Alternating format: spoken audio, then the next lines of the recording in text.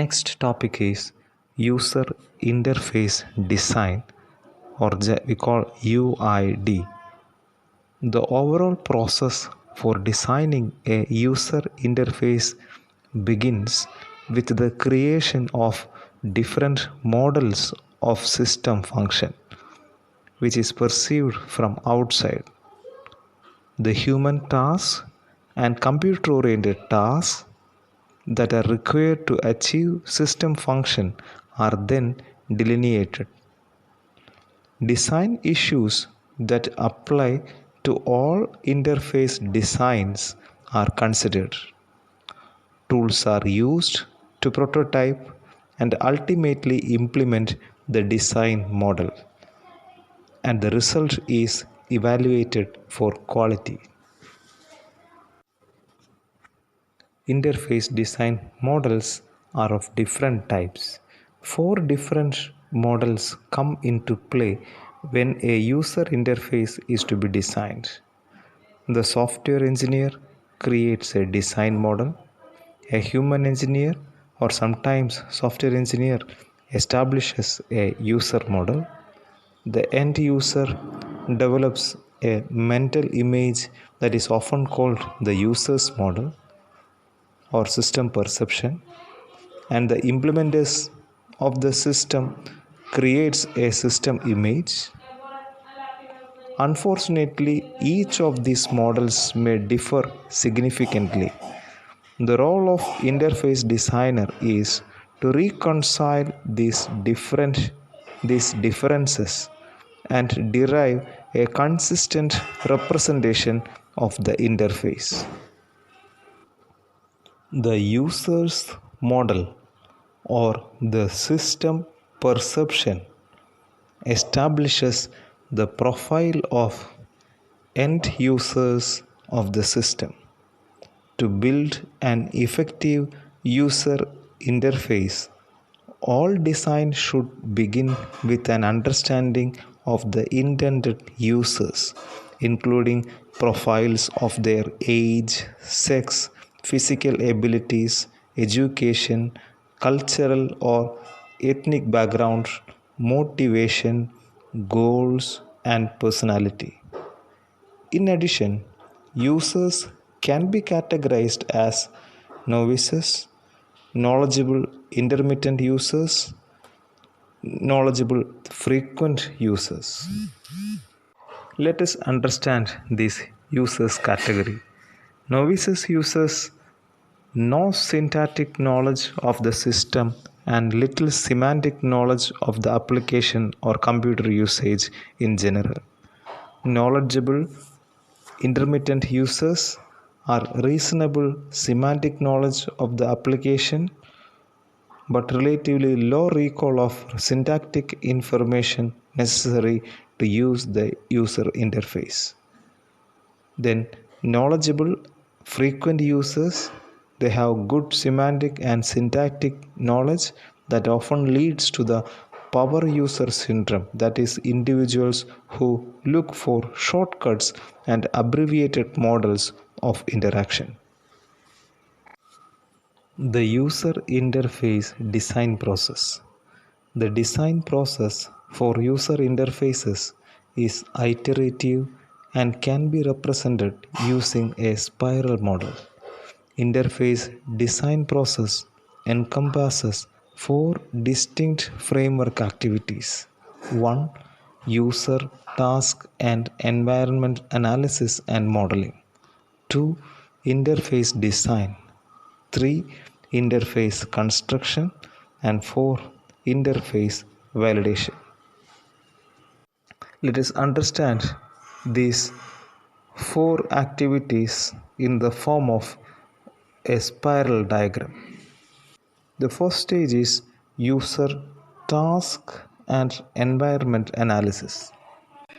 The initial analysis activity focuses on the profile of the users who will interact with the system. Skill level, business understanding, and general receptiveness to the new system are recorded, and different user categories are defined. For each user category, requirements are elicited. In a sense, the software engineer attempts to understand the system perception for each class of users. Once general requirements have been defined, a more detailed task analysis is conducted. Those tasks that the user performs to accomplish the goals of the system are identified, described, and elaborated over a number of iterative passes through the spiral. Now, moving to the second phase, that is interface design. Let us discuss this interface design and implementation together, as these two design processes are very close to each other in this spiral model. The goal of interface design is to define a set of interface objects and actions and their screen representations that enable a user to perform all defined tasks in a manner that meets every usability goal defined for the system.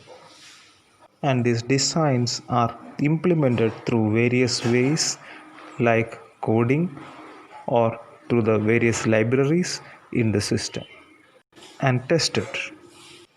During the validation process, validation focuses on several things such as the ability of the interface to implement every user task correctly, to accommodate all task variants, and to achieve all general user requirements. 2. The degree to which the interface is easy to use and easy to learn.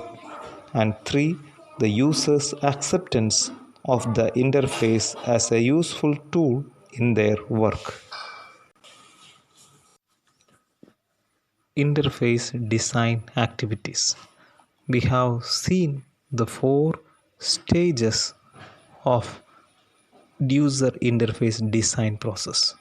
Now, these design activities can be accomplished using these following approaches. First, establish the goals and intentions for each task, then map each goal and intention to a sequence of specific actions, then specify the action sequence of tasks and subtasks, also called a user scenario, as it will be executed at the interface level, then indicate the state of the system, that is, what does the interface look like at the time that a user scenario is performed, then define control mechanisms, that is, the objects and actions available to the user to alter the system state, then show how control mechanisms affect the state of the system, and finally indicate how the user interprets the state of the system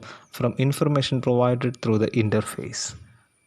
So using these 7 steps, interface design activities can be finished, and then we can move to the implementation activity stage. Now, during the implementation, we have to follow 3 basics and standard user interface design rule. 1. Place the user in control. 2. Reduce the user's memory load. 3. Make the interface consistent.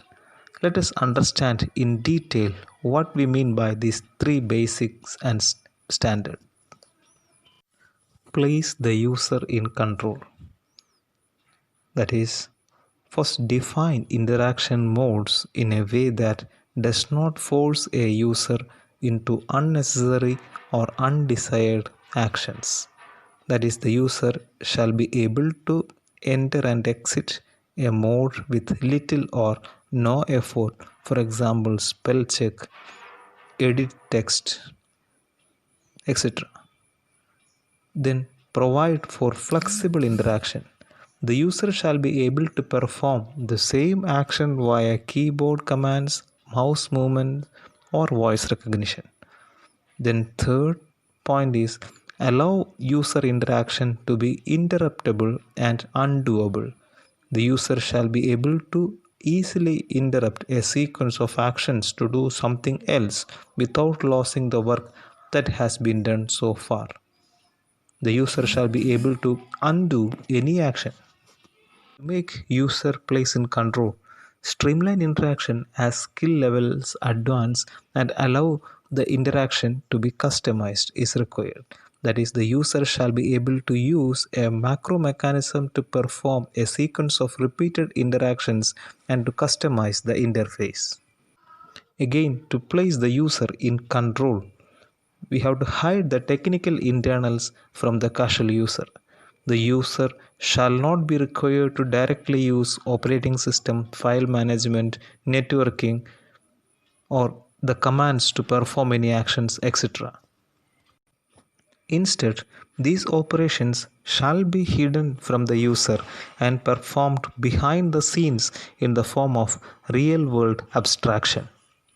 Again, to place the user in control, design for direct interaction with objects that appear on the screen. The user shall be able to manipulate objects on the screen in a manner similar to what would occur if the object were a physical thing.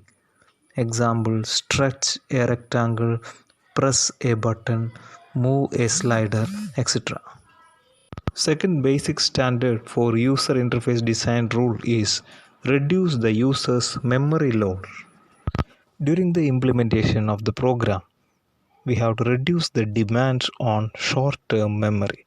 That is, the interface shall reduce the user's requirement to remember past actions and results by providing visual cues of such actions. Then, during the implementation time, to reduce the user's memory load, we establish meaningful defaults. That is, the system shall provide the user with default values that make sense to the average user but allow the user to change these defaults. The user shall be able to easily reset any value to its original default value. Then define shortcuts that are intuitive. The user shall be provided mnemonics, that is, control or alt combinations, that tie easily to the action in a way that is easy to remember, such as the first letter. The visual layout of the interface should be based on real world metaphor. The screen layout of the user interface shall contain well understood visual cues that the user can relate to real world actions. Then disclose information in a progressive fashion. When interacting with a task, an object, or some behavior, the interface shall be organized hierarchically by moving the user progressively in a stepwise fashion from an abstract concept to a concrete action.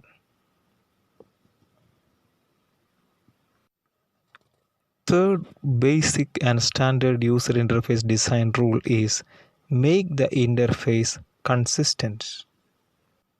The interface should present and acquire information in a consistent fashion. All visual information shall be organized according to a design standard that is maintained throughout all screen displays. Input mechanisms shall be constrained to a limited set that is used consistently throughout the application. Mechanisms for navigating from task to task shall be consistently defined and implemented. Allow the user to put the current task into a meaningful context. The interface shall provide indicators that enable the users to know the context of the work at hand. The user shall be able to determine where he has to come from and what alternatives exist for a transition to a new task. To make the interface consistent, we have to maintain consistency across a family of applications. A set of applications performing complementary functionality shall all implement the same design rules so that consistency is maintained for all interaction. If past interactive models have created user expectations for consistency, do not make changes unless there is a compelling reason to do so. Once a particular interactive sequence has become a de facto standard, the application shall continue this expectation in every part of its functionality. Now we are concluding the user interface design by mentioning the characteristics of good user interface. Speed of learning. A good user interface should be easy to learn. Speed of learning is hampered by complex syntax and semantics of the command issue procedures. Speed of use. Speed of use of a user interface is determined by the time and the user effort necessary to initiate and execute different commands. This characteristic of the interface is sometimes referred to as productivity support of the interface. Speed of recall. Once users learn how to use an interface, the speed with which they can recall the command issue procedure should be maximized.